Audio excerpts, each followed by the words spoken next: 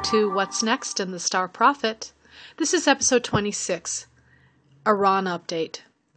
Back in July of 2015, the Obama administration was being criticized for negotiating a deal with the Iranians that would lift sanctions on the country and also allow it to produce nuclear energy.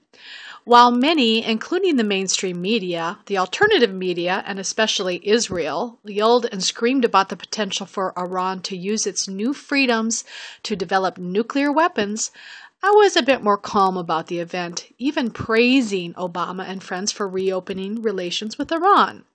It was, after all, an energy deal, and in particular, an energy deal for Goldman Sachs. There was only one sticking point. The U.S. had frozen millions of dollars of Iran's money in 1979 that was intended to pay for arms. The money was frozen in American banks. Fast forward to 2015, and guess what? These banks didn't have the money anymore, or at least they weren't willing to part with it. No problem, as Obama and friends are accustomed to bailing out their friends whenever required, so they simply used taxpayer funds to appease the irate Iranians who were holding Americans hostage and demanding their money. The repayment came in the form of pallets of foreign money and several secret wire transfers just under $100 million each to Iran from the U.S. Treasury. When asked to comment on the deal, or at the very least explain just who received those funds and how the funds would be used, the Obama administration was eerily silent, and so was Goldman Sachs, who most likely was jumping from joy over the deal. Okay, so as I said, this is all part of a nuclear energy deal with one of the biggest beneficiaries being Goldman Sachs, who, by the way, have been trying to offload their yellow cake business for several years now. Yellow cake is a key ingredient in any nuclear energy program, mind you.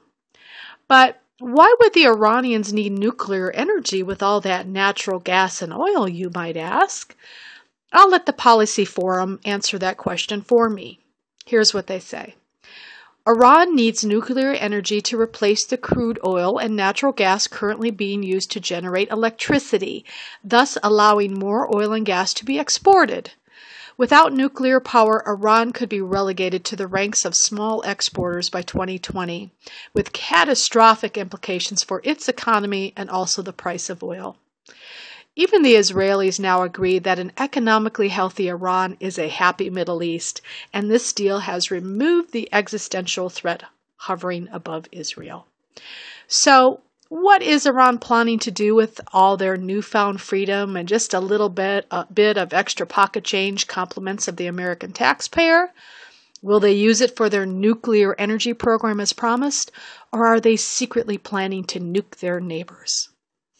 Over the next year or so, Iran will continue to upgrade its oil and gas production facilities, but nuclear energy will be a very small part of the work. Goldman Sachs has predicted that Iran will be a long-range investment opportunity, and in my opinion, they are spot on.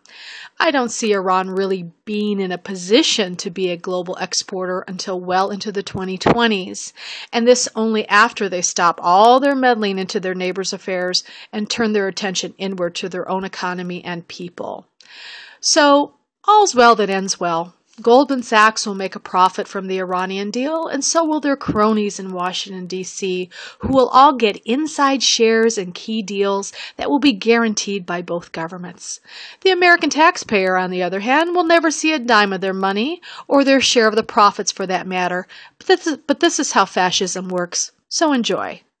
For more predictions and updates, please visit thestarprophet.com and be sure to subscribe to our magazine.